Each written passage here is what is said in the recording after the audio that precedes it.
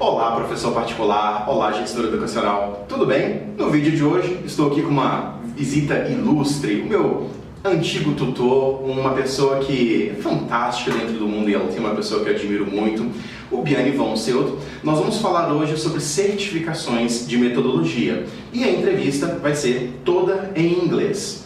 Há várias dúvidas sobre qual certificado é mais interessante, qual a diferença do Celta para o Icelt e o Delta, para quem ele serve. Vamos falar exatamente sobre isso. Let's get started!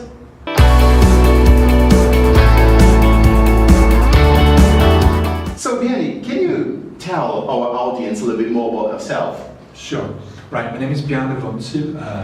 I work as a teacher trainer, and I am one of the partners of Target Language Services. I started teaching in the Far East a few years ago, and since then I've taught in Egypt, Estonia, Italy, and London as well. I also worked as a teacher trainer on the Celta courses. I did my Celta in Egypt, but I've given the Celta in Barcelona, Palma de Mallorca, in London as well, and now here in São Paulo. Can you let us know more about the Celta course? Who is it good for? Well, I think the Celta course is an introduction to teaching if you have never taught before, but at the same time we have a lot of people in Brazil who have maybe done lectures or who have taught English for quite a long time, but they're self-taught. And whether you are inexperienced or very experienced, the Celta is actually incredibly useful. The Celta as such introduces ideas and works with your teaching in a very practical way, meaning you teach, you observe teaching, and the input you get or the feedback you get on your teaching really depends on your level or your experience of having taught before. So it doesn't matter so much if you've taught before or not. Everybody benefits from this experience. So you're saying that a teacher who has never taught English before can apply for the Celta course? Absolutely. That's great. And Bjarne, what type of Celta courses do you offer here? There are three different versions, if you like. There is the online Celta, there is the full-time Celta, which is face-to-face, and then there's the part-time face-to-face. So full-time means 4 weeks intensively. You're here every day from 8:30 to 4 in the afternoon. There's lots of lesson planning to do and written assignments, so you can't really do anything else during that period. It's really an immersion course. Then you have the part-time, where we meet once a week for 20 Fridays, also 8:30 to 4 in the afternoon. And then there's the online, which means that you do the input, the theoretical part, you do all of it online.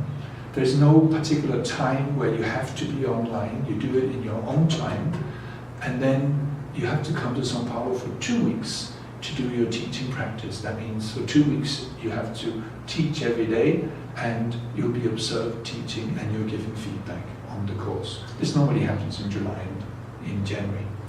And how about the level of English this teacher needs to have in order to apply for the Celta? Well, you need to have at least the C1 level, which would be equivalent to the CAE exam, the Cambridge exam, that is. And how is that checked? Well, you don't need to have done any exams to be accepted, so we evaluate the level of English of the candidates through the application process, which involves filling in a questionnaire, giving answers about language and about teaching, or your beliefs in teaching, that is. And then there's an interview and a short essay where you have to write about why you want to do the course. So we use that to evaluate if we think your level of English is up for actually doing the course. And what can a teacher expect at the end of the course, or by the end of the course, in terms of teaching methodology? Right. Well, what happens during the course is that we'll work with different ways of clarifying language. So we will say that we kind of expand your toolbox of how you can clarify language to students, so that you're not just working with one lesson format.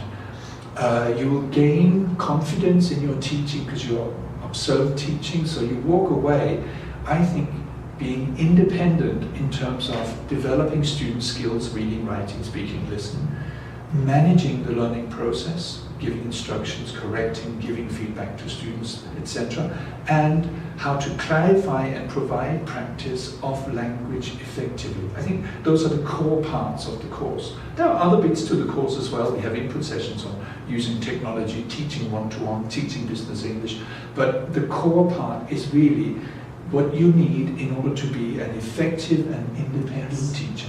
Yes, and I can speak for myself here because I did my Celta course in 2010. I was even talking to Bjarne before we started filming this because time really goes by very fast. And in 2010, I was right here doing my Celta course, and I can promise you that it really changed my teaching practice. I can really see my teaching practice before and after the Celta. It really pays the investment in terms of time, money, everything. You are a new teacher after the Celta course. But then, Bjarne, there is the Icelt. Yeah. What is it about? Well, the Icelt is really only for people who have got teaching experience. And not only teaching experience in terms of one-to-one, it's for people who have vast experience in teaching groups of students.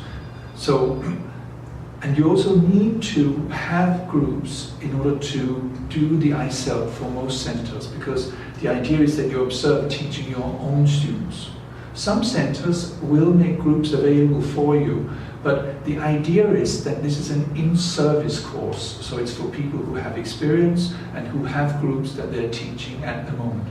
Some people do the Icelt after doing the Celta, because it is that much more advanced, if you like, because we're expecting more from the teachers.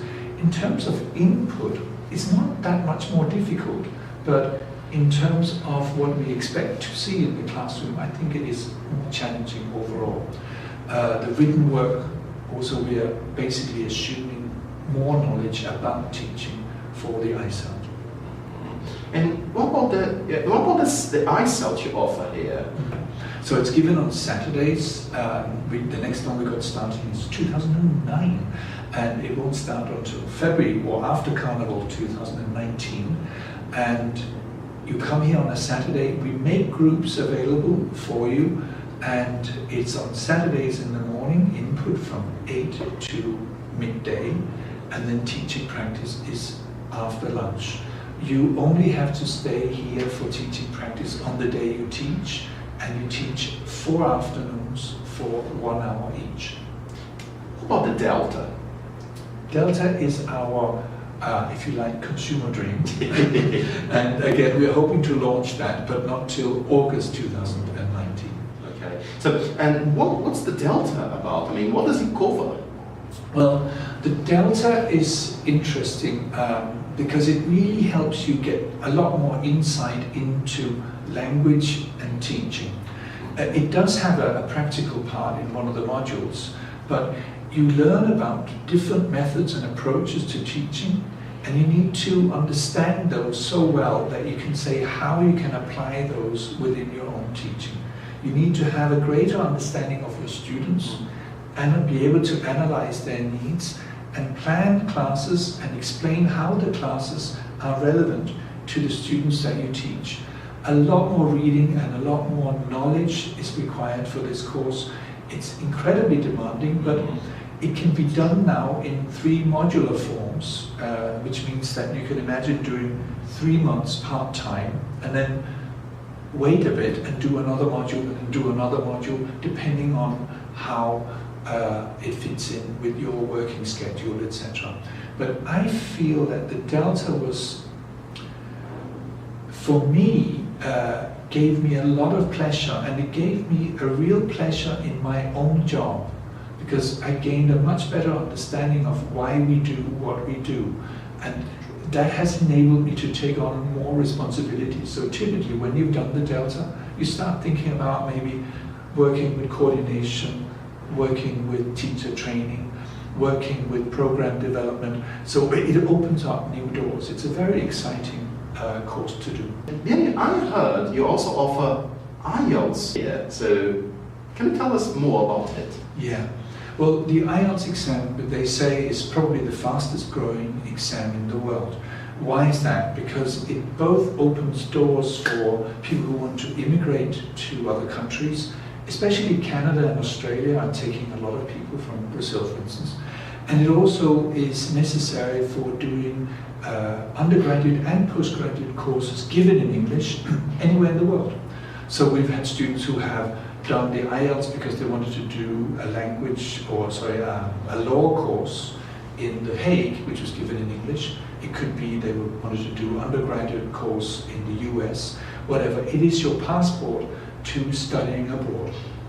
And one of the reasons why it's so popular is also that it's actually a shorter exam than any of the other Cambridge exams. So if you spend more than 4 hours doing the first cert, you end up not spending more than 3 hours doing the IELTS exam. Mm-hmm.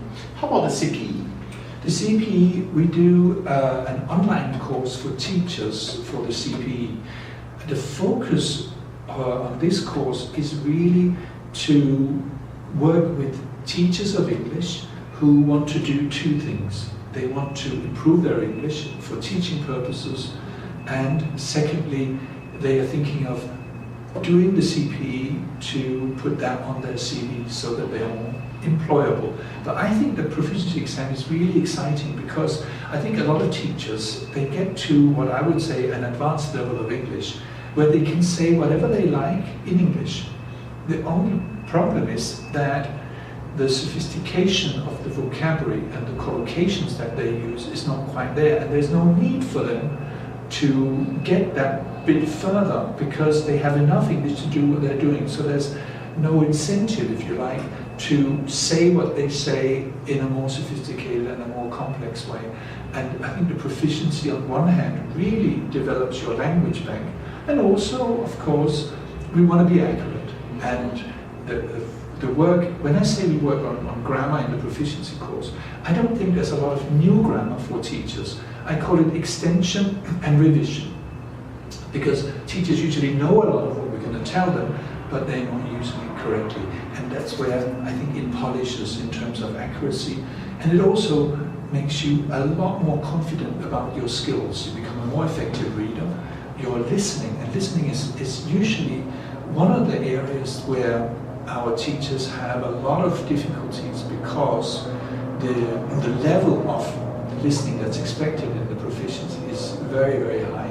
And it's actually possible to hone in the sub-skills, meaning listening for specific information, listening for the general idea. It's possible with training to improve your listening a lot.